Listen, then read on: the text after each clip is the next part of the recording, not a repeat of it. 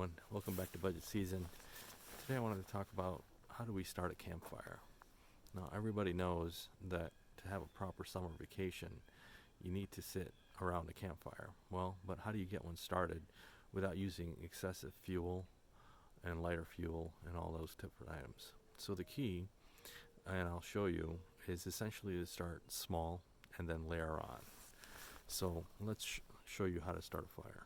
So an important fire safety note is that we need to have a proper area for the fire. And it should not be a windy day because wind may cause the embers to fly around. So today, as you can see, it's not windy and we have a proper fire pit.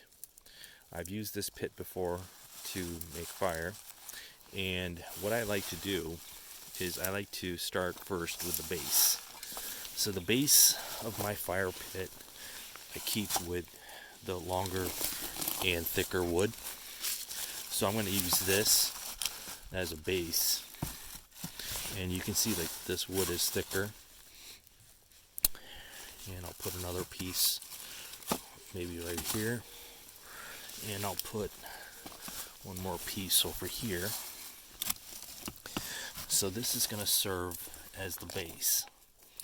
And then on top of that, I want to layer in a little bit more bigger wood, like twigs. And I'll find some twigs and do that now.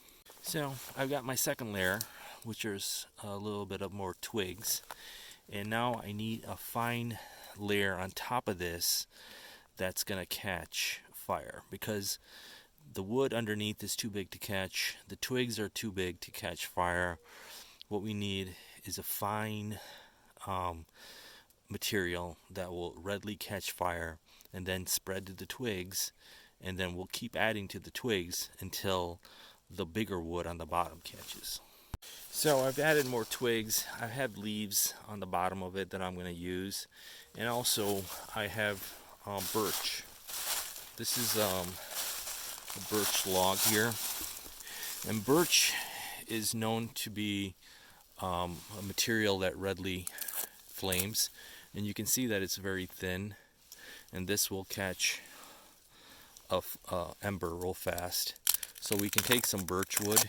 This is a little bit too big, but we can just take a little bit of birch wood that will help us get the fire started, and then we're going to continue to just add leaves to that and twigs until it starts catching.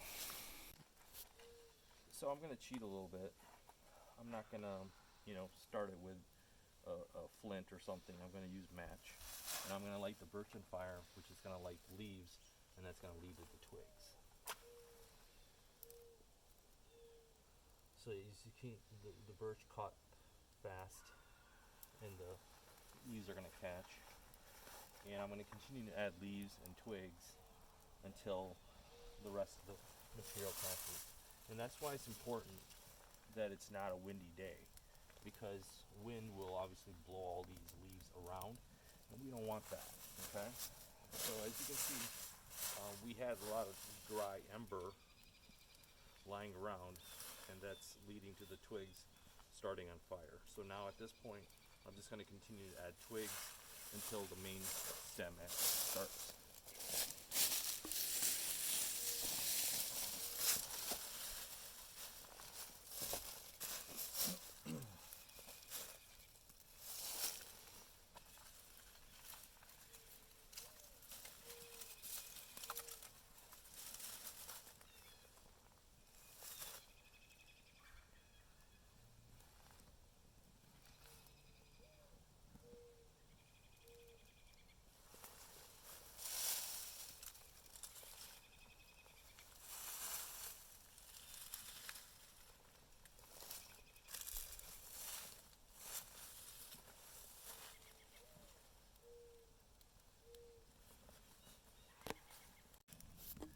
So here, it started with the leaves, and